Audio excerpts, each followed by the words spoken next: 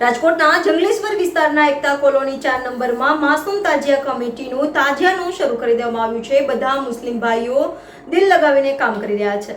Reporter મોશિન દીવાન, NN news, Rajkot. દર્શક મિત્રો, તમારી આસપાસ બની રહેલી અવનવી ઘટનાઓ વિશે જાણવા માટે NN ન્યૂઝને લાઈક કરો, શેર કરો, સબસ્ક્રાઇબ કરો અને બેલ આઇકન પ્રેસ કરો, જેથી આપને નોટિફિકેશન્સ મળતી રહે।